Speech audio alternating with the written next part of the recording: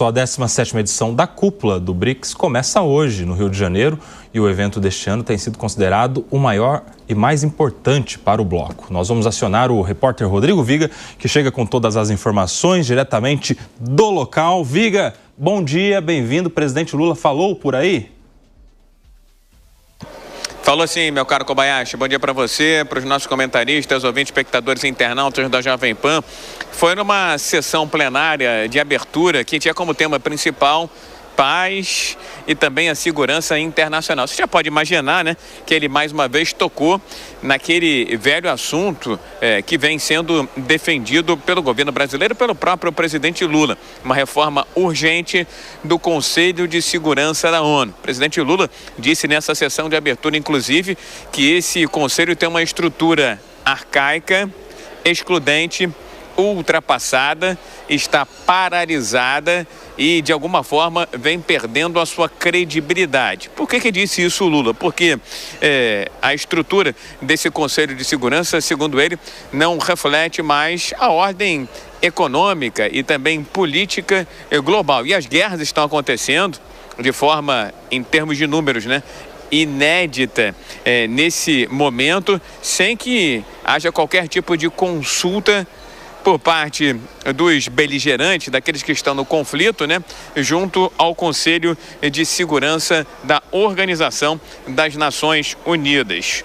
O presidente da República, Luiz Inácio Lula da Silva, defendeu um Conselho de Segurança mais efetivo, mais democrático e com a participação de mais países. Ele falou também sobre esses conflitos que vêm acontecendo mundo afora. Pediu até para que os representantes do BRICS se posicionem para tentar por fim uma guerra que já dura mais de 3 anos, aquela envolvendo Rússia e Ucrânia. Chamou a atenção que no momento dessa fala do presidente Lula, a câmera focou diretamente o embaixador, o chanceler da Rússia, Sergei Lavrov, que está representando aqui na cúpula do BRICS o presidente Vladimir Putin. O presidente Lula também defendeu o fim dos ataques de Israel à região de Gaza e disse que o que está acontecendo ali é um genocídio promovido pelo Estado israelense. E acha que essa paz só será alcançada na região de Israel e Gaza quando efetivamente a Palestina tiver um Estado para chamar de seu. Fez críticas também aos pesados investimentos que vêm sendo feitos pelas nações, pelos países em equipamentos e máquinas de guerra. Inclusive, a última decisão da OTAN, segundo o presidente da República, Luiz Inácio Lula da Silva, não desestimula a guerra, pelo contrário, fomenta o conflito. Lula disse que hoje os países estão mais habilitados, estão mais disponíveis para destinar até 5% de seus PIBs para guerras e para defesa, do que 0,7% do PIB para combater a fome e promover a paz no planeta. Foi uma sessão, como eu disse, voltada para questões envolvendo segurança e paz mundo afora. E quem falou um pouquinho antes dessa plenária de abertura, conduzida pelo hoster, o presidente da República, Luiz Inácio Lula da Silva, foi a ministra do Meio Ambiente do Brasil, Marina Silva. Ela, em um outro tom, em uma outra perspectiva, disse, meu caro Kobayashi, ouvintes, espectadores e internautas da Jovem Pan, que a situação da instabilidade geopolítica global é muito realmente preocupante. Porém, é muito mais emergente, na visão da ambientalista Marina Silva, a questão dos extremos e mudanças climáticas. Vamos ouvi-la aqui na Jovem Pan. Estamos vivendo uma situação de completa emergência climática no mundo inteiro. Com certeza, pensar o desafio das economias do sul global, do mesmo jeito que pensamos o desafio das maiores economias do mundo durante a reunião do G20 e tratar o problema da mudança do clima como uma questão de emergência.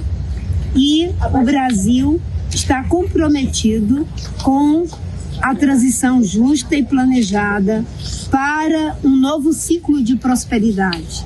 Por isso que um dos temas do BRICS foi exatamente a questão da mudança do clima e transição justa, além de temas como saúde, tecnologia e tantos outros entre os 6 que estão sendo tratados aqui. Essa, então, a ministra do Meio Ambiente, Marina Silva, lembrando que daqui a pouco deve sair de forma antecipada, exemplo do que aconteceu no G20 em novembro, no ano passado, aqui mesmo, no Museu de Arte Moderna do Rio de Janeiro, o texto, a redação, o relatório final do encontro do BRICS. E a gente já sabe, através de apurações, viu, Kobayashi? Já me preparando para me despedir de você, dos nossos ouvintes, espectadores e internautas da Jovem Pan, que haverá, sim, uma menção nesse texto final, uma espécie de crítica aos ataques promovidos por Israel ao território iraniano. No entanto, não são feitas menções nesse relatório final diretamente a Israel, aos Estados Unidos, muito menos ao presidente norte-americano Donald Trump.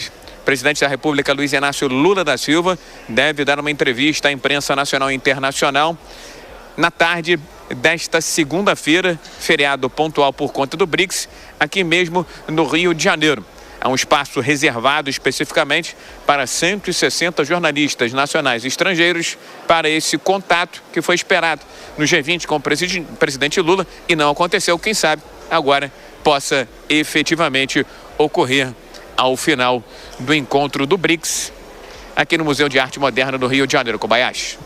Muito obrigado, Rodrigo Viga, trazendo todas as informações aí do que foi esse primeiro dia de cúpula dos BRICS no Rio de Janeiro. Rodrigo Viga, a gente se vê na programação da Jovem Pan. Por aqui eu quero chamar o Rodolfo Maris. Rodolfo, quero entender de você como é que você vê este assunto sendo o principal assunto nessa reunião de cúpula dos BRICS, conflito entre Israel e a faixa de Gaza, né, que a gente vê o presidente Lula sempre fazendo críticas, outros conflitos mundiais que são de interesse, inclusive, de alguns parceiros do Brasil no bloco dos BRICS.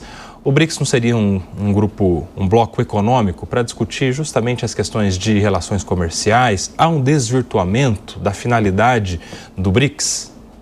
Sim, Nelson. Há sim um desvirtuamento na questão da funcionalidade desse BRICS, principalmente no Rio de Janeiro, aqui no Brasil. O que eu quero dizer com isso é que o BRICS perdeu força, porque nós não temos 4 dos seus maiores membros, ou membros tão poderosos assim. Nós não temos o Putin, nós não temos o Xi Jinping da China, nós não temos também o chanceler do Egito, e nós não temos o Ayatollah, o maior líder ali do Irã. Nós não temos ele também nessa reunião. Ou seja, para o Lula seria muito mais fácil colocar assuntos que estão em pauta globalmente, como essas guerras, do que, de fato, colocar as questões econômicas sem a presença desses líderes que eu citei aqui. Não é comum, Nelson, a gente ver um BRICS ou entender que o BRICS é colocado para uma função e a gente vê esse desvio assim.